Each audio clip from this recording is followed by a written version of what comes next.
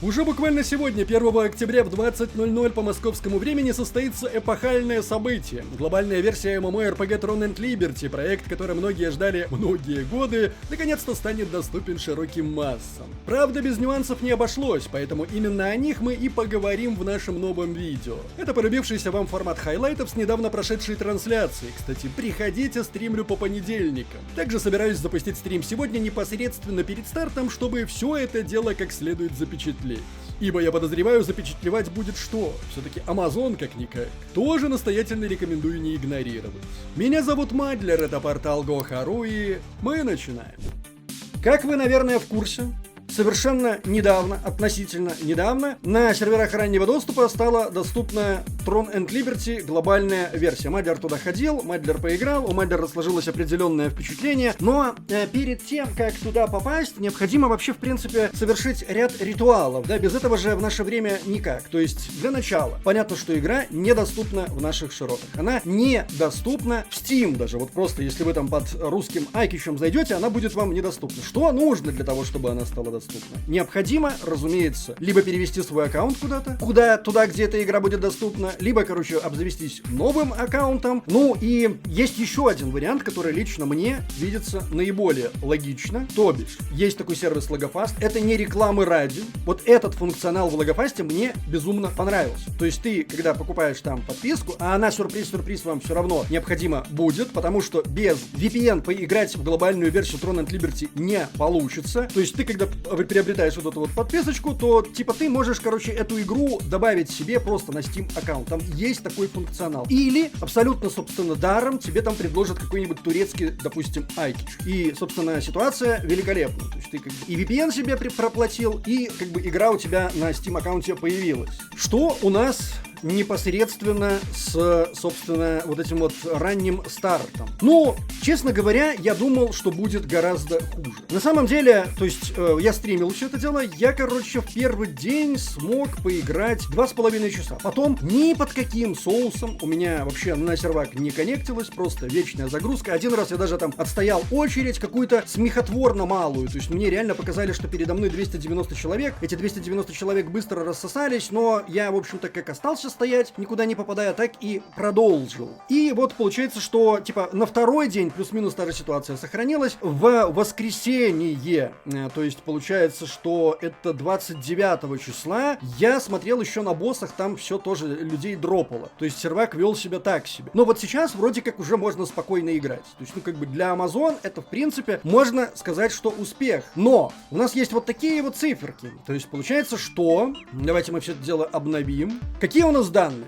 56 910. Это пик за все время. По всему миру, можно сказать, что по всему миру, но на самом деле, помимо, регионов, которые поддерживает Amazon Games, существует еще там 20 вместе с нашим регионов, которые Amazon Games не поддерживает. Так что, можно ли считать это всем миром? Ну, навряд ли, как по мне. Тем не менее, 56 тысяч, кто-то может сказать, что вроде бы и достаточно неплохая цифра для раннего доступа. То есть, вот эти вот 56, почти 57 тысяч человек, это люди, которые непосредственно забашляли за ранний доступ. И вот уже, на этом этапе у них начались проблемы. Причем жесткие проблемы. Там прям чатик был очень и очень зол, что за 40 баксов мне предлагают вот такое. То есть ты там 5 минут играешь, полчаса ждешь. 5 минут играешь, полчаса ждешь. С другой стороны, еще раз говорю, для Amazon это вроде бы как успех, потому что, мы все помним New World, да? Здесь вроде как нормально. Но это и не глобальный запуск пока еще. Я ожидаю,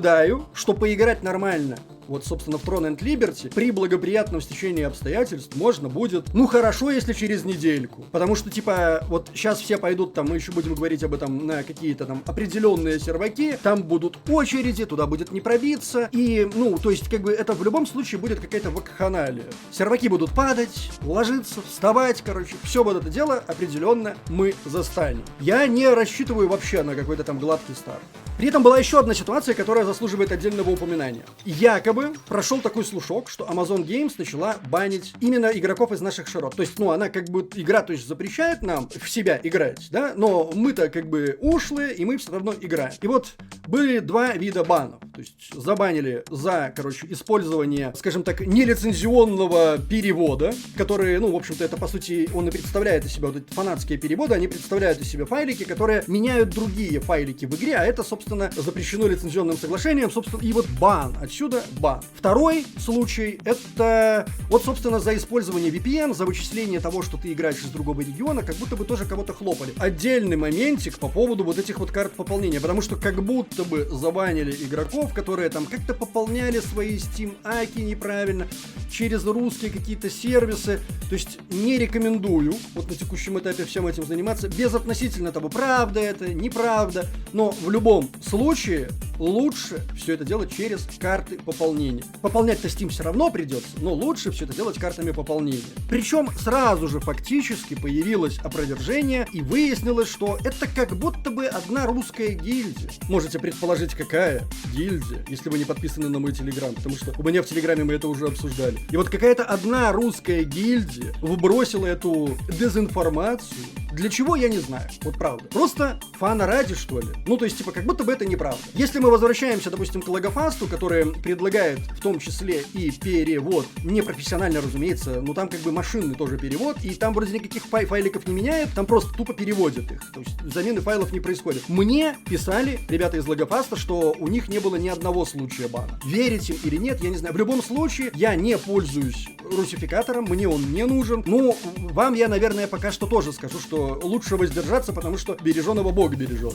Ситуация с классами. То есть, каким классом во все это дело играть? Я бы сказал, что, как я уже говорил в ролике, что, ну, если вы как хотите, допустим, играть во все это дело чисто фана ради, то надо выбирать сердцем. То есть, вот, то, что вам понравилось, то, в принципе, и пробуйте. Если вы хотите быть полезным, то здесь необходимо все-таки учитывать некоторые рекомендации. Например, если вы хотите играть ДД, то, ну, там же, понятно, есть там милишники, ДДшники, есть, короче, рейндж ДД, так называемый. Если вы предпочитаете рейндж ДД, то ваш выбор, прям это метовое, все, будут в это играть железобетонно. Это, короче, магический посох плюс лук. Не самое, скажем так, очевидное сочетание оружий. Тем не менее, я здесь полностью согласен с тем, что если вы хотите ДПСить аки-боженька, то это, ну, рейндж ДД, ДПС имеется в виду, ДД, рейндж ДД, то это как бы то, что доктор прописал. Если вы предпочитаете что-то милишное, ну, можно, конечно, посоветовать, наверное, пианино из разряда даггеры, кинжалы плюс арбалет. Его недавно нерфили, в общем-то, вот это сочетание оружий, но, тем не менее, все равно оно все еще, опять же, раздает аки-боженька. Будет проблема, пока вы не оденетесь в нормальный шмот. Я бы, вот честно, лучше бы посмотрел в сторону что-нибудь с так называемым ГСом, то есть Great Sword, это, типа,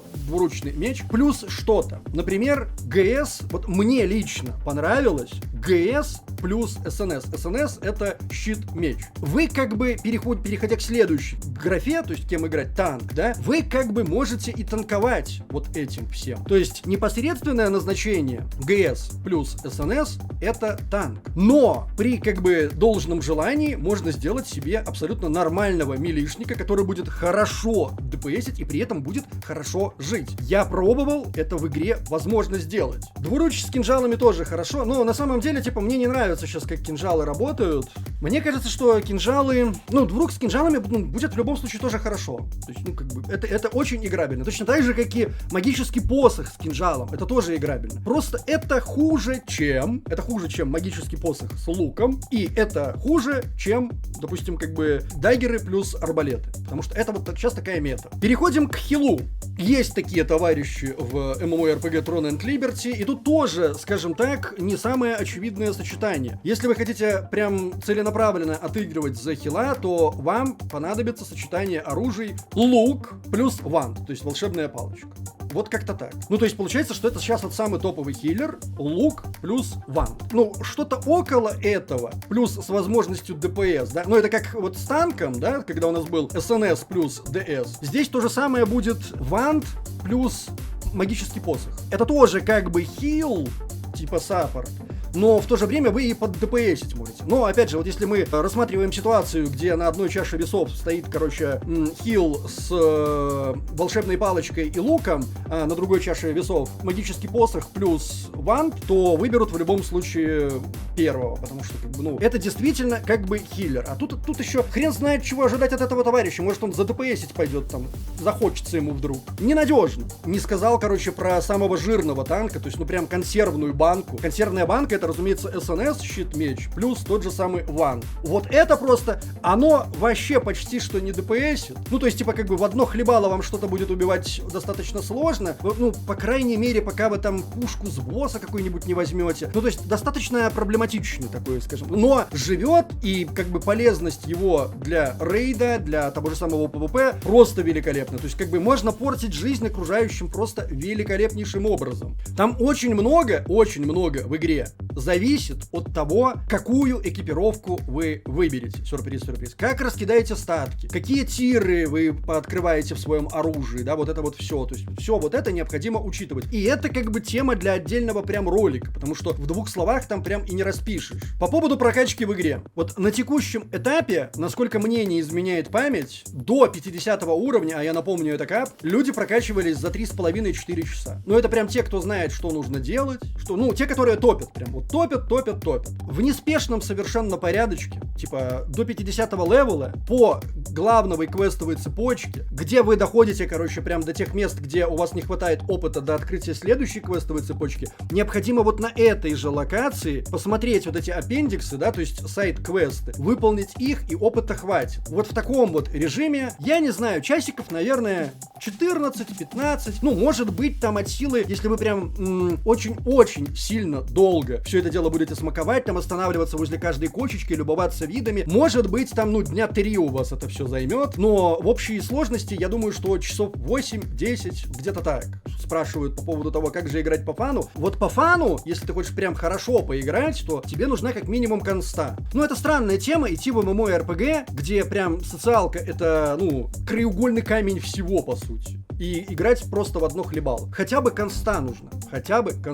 Гильдии. Я, как несложно догадаться, иду с гильдией Дзен. Я играл до этого и собирался идти играть с хардчарджами ХЧ, но у ХЧ как бы планы поменялись. Вообще, в принципе, там некоторое количество ХЧ перешли в Дзен, и, соответственно, все сейчас мы будем дружно играть в Дзен. Многие идут играть в Дзен, там будет несколько составов, в принципе, можно подобрать для себя любой режим игры. Если вы топите, то там первый, второй, если не топите, то прям там, я не знаю, хоть в пятый себе идите, вас никто там вообще теребонькать не будет.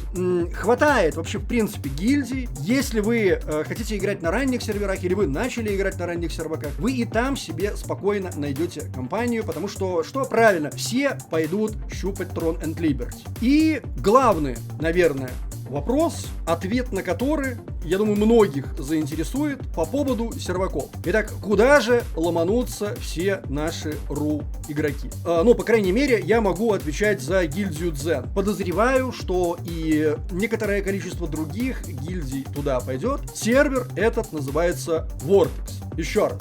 В 20:00 по МСК 1 октября открывает свои двери глобальная версия Throne and Liberty, открывает для всех совершенно бесплатно, это условно бесплатная MMORPG, и комьюнити собирается идти на сервак Vortex. Вот он. Как это вообще по сервакам у них там устроено? Ну, то есть, в принципе, ну вот есть какой-то пул серваков, которые они изначально вводят, да, то есть вот эти вот серваки они вводят изначально. Если их не хватает, на подходе вот эти вот 3, но на самом деле их там не 3, их там 33. Если нужно будет, их просто будут потихоньку подключать. В чем прикол? Прикол главный заключается в том, что с 26 сентября по 17 октября будет действовать свободный транспорт. Бесплатно совершенно. Даже если вы попали на какой-то другой сервак, вы абсолютно бесплатно сможете перенести своего персонажа при условии, конечно же, что на том сервере, куда вы хотите перенести своего персонажа, не закончились слоты. Такое тоже вполне себе может быть. Потом они там появляются, открываются. Короче, это небольшая проблема, даже если вы начнете на каком-то другом серваке. Что я могу сказать, ребят? Железобетонно, еще раз, все пойдут и будут траить Tron and Liberty. Даже тот, кто прям в открытую ненавидит Tron and Liberty, в любом случае пойдет и попробует. Совершенно неважно, сколько эта игра просуществует, но, забегая вперед, я могу сказать следующее. Вангануть, так сказать, сильно забегая вперед. Как и у любой MMORPG, в которой есть крепкая PvP-составляющая, это MMORPG обладает главным свойством — реиграбельностью. Посмотрите на какую-нибудь Арчагу, на которую, кстати, Tron and Liberty весьма и весьма похожа, даже больше, чем на третью линейку. Ну, вернее, вторую, хотя многие воспринимают ее как третью линейку. Поэтому, в любом случае, играть в это будут. Компанию вы точно найдете. Что же касается непосредственно наших серверов, да, то есть вот серверов для наших широт, то непосредственно ими должна заниматься NCSoft. Потому что помимо компании Amazon, где она занимается локализацией, есть еще 20 регионов, где занимается, собственно, NCSoft. Но пока что NCSoft этим не занимается. Она занимается глобальной версией Tron and Liberty. Когда она перестанет этим заниматься? Ну, по предварительным данным, это будет ноябрь-декабрь этого года. Именно тогда они собираются открывать серваки гипербустинга, так называемые. И может быть, именно тогда и появятся серваки с адекватным пингом непосредственно уже от NCSoft для наших широт. Я вообще на изичу разменяю вот этот свой глобальный ак на вот этот вот сервак от NCSoft. Ну а пока, конечно же, встретимся на сервере Vortex.